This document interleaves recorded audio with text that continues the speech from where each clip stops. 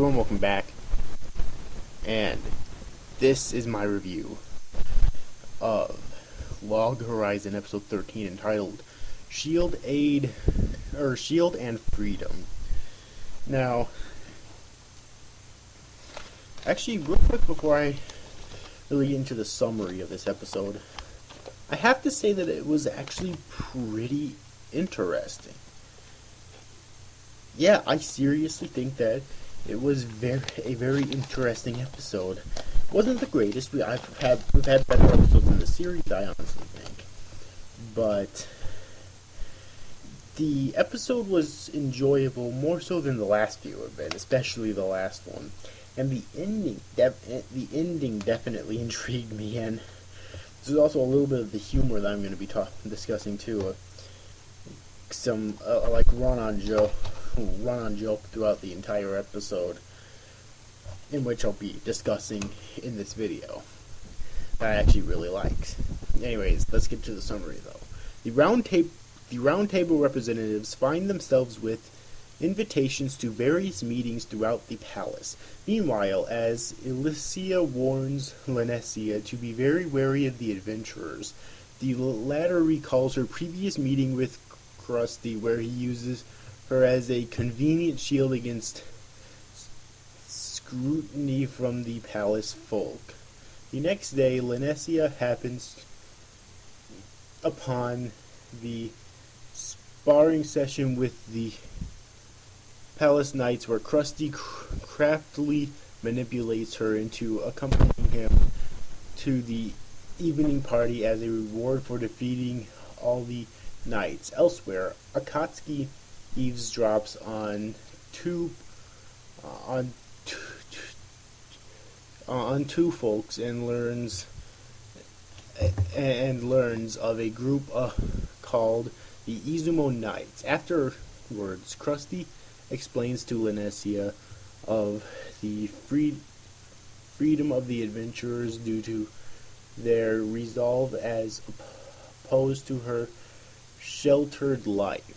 Meanwhile, as the training group makes little progress exploring the La Grande dungeon by failing to see what they lack, Mariel and Shiro notice a strange phenomenon on the ocean horizon. Lord Darte also asks Michitaka to share a seafaring technology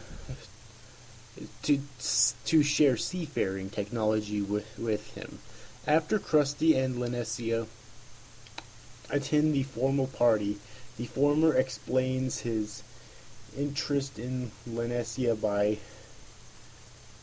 likening her to his sister in the real world. Elsewhere, Shiro meets with Akatsuki after his meeting with the Academics Guild and learns of the information she gathered. Just then they are approached by Raygon, a mage from the Muriel Lake. And that pretty much sums up what happened in this episode. Okay. Oh god. So, let's get into it then. Alright, first off, the whole subplot with the kids. Alright, wherever the fuck they're at, they're in their training, I guess. I'll just say it that way. Not too interested in that. Sorry about that. I accidentally hit my mic there.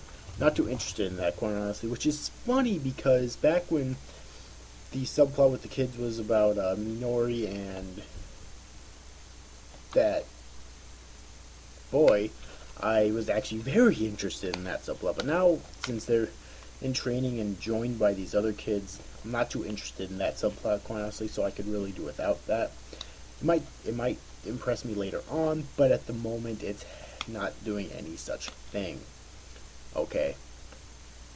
So, yeah, now the running joke that I was talking about before is where Krusty, at first Lenesia is kind of disgusted by him, it seems like.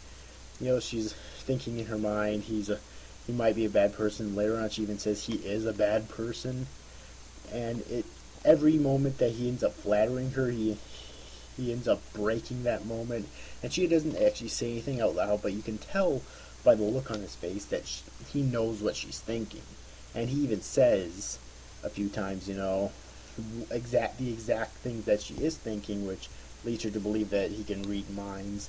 Now, I'm not sure if he can, or if it's just a strange coincidence, or if he's one of those weird people who can somehow tell exactly what a person's thinking by looking at their face, which I know those people do exist. It's weird. I don't know, or if he's just I would like to say it's just a strange coincidence. Who knows? Maybe he can read minds. We haven't really gone into what Krusty's all about, anyway, in terms of his class, subclass, and powers, So, who knows, maybe he can read minds, but that's definitely my favorite part of the episode, except for the ending, which I'll get to later on, because it was just really funny, to me, anyways. And now, let's get to the ending. The ending was actually really interesting when Raygon, the mage from the Mural Lake, showed up and approached them.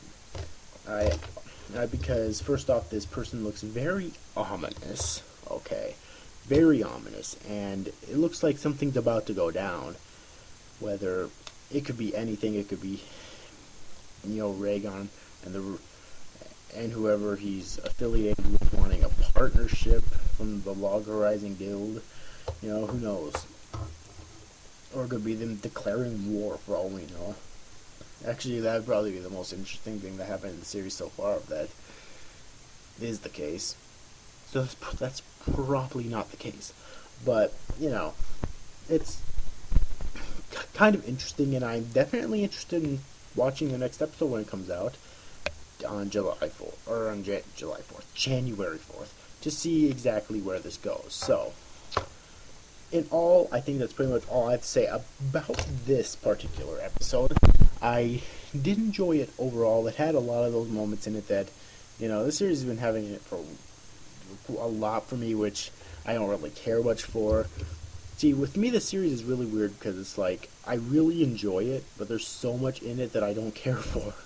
I don't see how that's possible. It's really weird, but I am definitely eagerly awaiting the next episode. I can't wait for it, and I hope that things continue to improve, because if the end of this episode is the declaration of anything, it hopefully will.